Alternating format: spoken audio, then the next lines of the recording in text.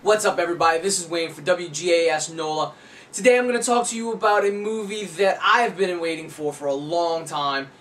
Ever since the first one came out, I wanted a sequel. Ghost Rider: Spirit of Vengeance. Ghost Rider is one of my favorite comic book characters of all time. I'm not a really big X-Men, Avengers fan in the Marvel Universe. I was always for the lower tier characters, Ghost Rider, Blade. Really the biggest character that on the name rank that I like is Gambit, but that's just because he's from, you know, New Orleans, or he's supposed to be from New Orleans, even though he speaks like a Cajun, and I can tell you, you don't find too many of those around here. But a lot of people are hating on this movie, and they're saying it's crappy and it's corny, and I went and saw it last night, and I absolutely loved the movie. It did what The Incredible Hulk did to Ang Lee's Hulk, and completely ignores the first film, which I'm kind of okay with. What we get is, we get a really kind of unhinged Johnny Blaze in this one, more so than in than they tried to do in the first one. But then again, this is where this movie, I find, is okay with doing this, because they explain the demon inside of Johnny that makes him the Rider. Now, comic book wise, you couldn't do that in this movie, simply because the actual origin of the demon has a lot to do with Native Americans, and you know, the demon was worshipped by this Native American tribe who offered its souls in exchange for it to protect their tribe and eat the souls of everyone it vanquished. And Mephistos became jealous because, you know, when they could be worshipping him instead of this demon, Mephistos defeats the demon and traps the demon, and the demon eventually becomes the spirit of vengeance that, you know, inhabits the Rider. That's a lot to put in a movie. So what they do is, this one does the next best thing and explains exactly to a broader audience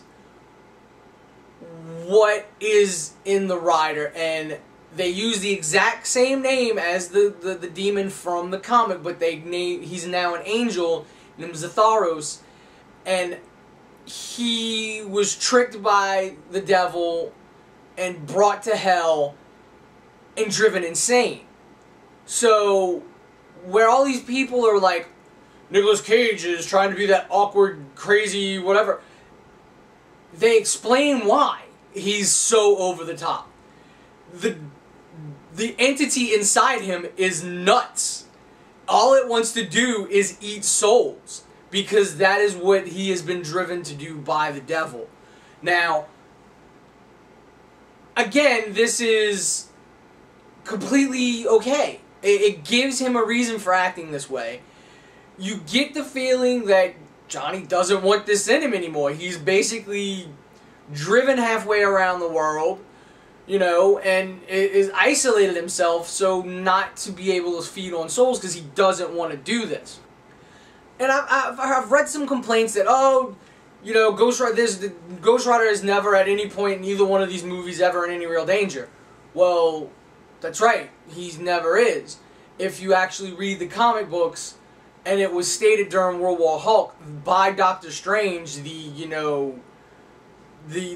be-all, end-all on all things mythical, mystical, and, you know, everything, the Sorcerer Supreme, that Ghost Rider technically can beat the Hulk.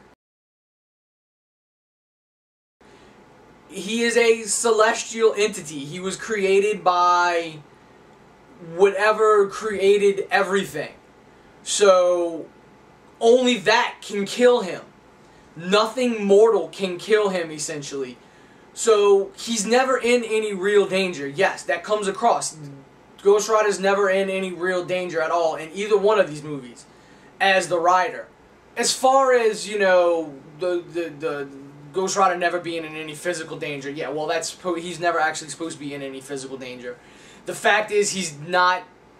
At this point, we're in that point where you can almost draw a line to the comic. It's Johnny Blaze trying to get rid of that demon because the demon's taking over, which happened in the comics. Originally, the demon didn't remember who he was, and Johnny had full control. Well, now, at some point, the demon starts becoming aware and remembering, and he starts taking over. I think people went in hating on Nicolas Cage and didn't actually pay attention to the movie. I read a comment on Superhero Hype. Since when can Ghost Rider turn any vehicle he touches into hell mode? Danny Ketch could. Danny Ketch version of Ghost Rider, which the movie Ghost Riders are a amalgamation of the Danny Ketch, Johnny Blaze Ghost Riders. Danny Ketch could make a hell cycle out of just pure hellfire, or he could grab any other vehicle and turn it into a hell version. He did it. Johnny Blaze only had his bike, but Danny Ketch could turn anything basically into his hell cycle. So all you people out there, if you say no, he couldn't, go back and look up your Ghost Rider. Danny Ketch could. The kid's name in this is Danny, and I was so hoping that his last name would have been Ketch, because then you could have had a setup for, you know, Nicolas Cage isn't going to play Ghost Rider anymore, maybe not play Johnny Blaze, maybe do it one more time if this one does really good. You could have had the kid show up again older, and then because he was demon-like in this one, and he ends up giving Johnny back his powers, that he himself could turn into the Ghost Rider, and, you know, he would be the Danny Ketch Ghost Rider. I don't know that it's ever, I mean, I didn't notice that they say what his last name is. I didn't stick around for the credits to see if his last name was Ketch.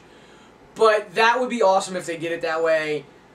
But I don't see them doing it. Honestly, the way people are talking about this movie, I see critics crashing it, critics crushing this movie. People who think they know Ghost Rider, people, you know, who go to these forums, trash this movie. It's not going to do that good. So my thought is going to be that rights revert back to Marvel and Disney, and if we ever see Ghost Rider again, it'll be in one of those studio-produced movies, which isn't a bad thing, because then, you know, they have Punisher back, and then that, you know, Ghost Rider would be back.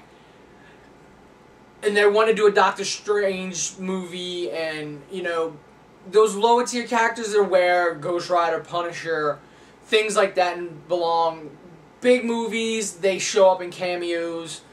You know, the Punisher, first appearance of Punisher was in a Spider-Man comic book, and he was, you know, being paid to hunt and kill Spider-Man.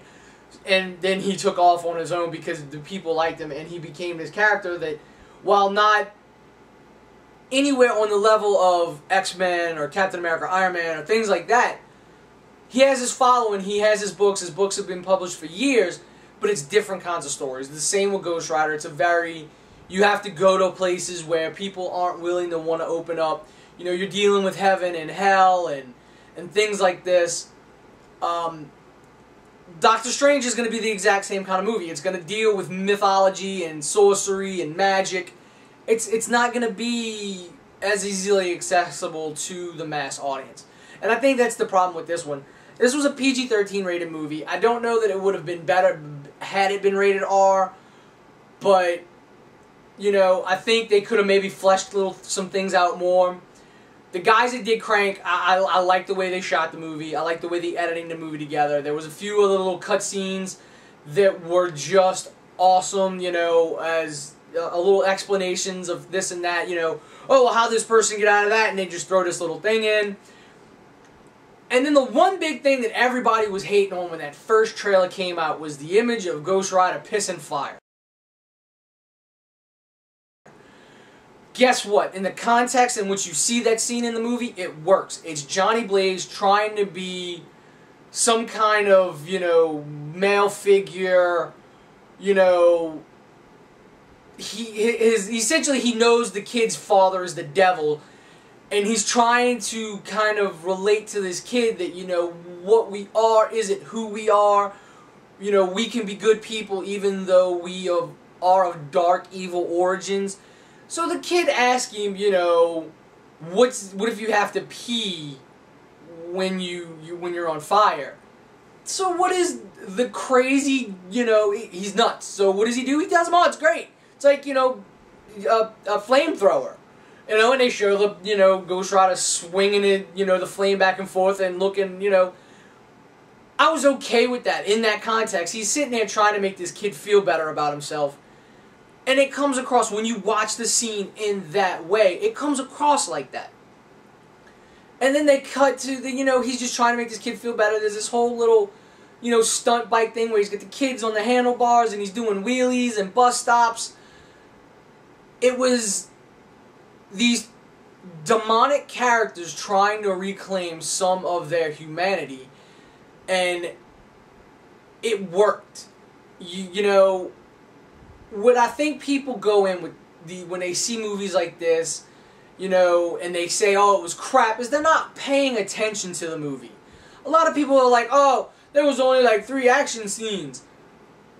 Why do we need to have movies where everything blows up and there's no story? That's my biggest issue with, you know, with the movies today. There's no story anymore. I go to a movie, I want to see a story. Like, just like if I read a book, I don't want to read a tiny book. I want to read a big novel that's going to get me involved. Yes, this was like a 90, 98-minute movie. I think it could have been longer. People are like, oh, it was so boring and slow. No, to me, I think it could have been longer. There were places where it seemed a bit rushed. And I'm hoping, like Daredevil, there is a director's cut out there that fleshes things out. I don't know if the guys from Crank do that, but that would be, you know, a very good, you know, way to sell this on DVD if there was a director's cut that had all that extra information in. Bottom line is, this movie was great. I will more than likely own it on DVD when it comes out. I own the other one. I will own this one. You know, like I said, these low-level characters were my favorites in the Marvel Universe. And I think their movies, like, this was made on a pretty cheap budget, so I think this was also kind of like a prototype for what Marvel is intending to do with movies like Doctor Strange, Black Panther, the lower-level characters, because they're not going to throw big, huge budgets at them. They're going to throw these small budgets at them. And it's going to be a filmmaker's kind of movie that they take these characters and they're going to be character movies. This is a character movie. It could have been a better character movie. They could have fleshed things out a bit more. But it was a character movie nonetheless. And I say go out, watch it, you know, see this movie. See it in the theaters. Don't let people sit there and tell you this movie's crap. No, this movie was good. Plain and simple. Go see this movie, and do it. Do it now. Go out, see it right now. Look, New Orleans, if you're watching, it's raining, the parades are probably getting canceled. Go to the movies. So, until next time, this is Wayne, out.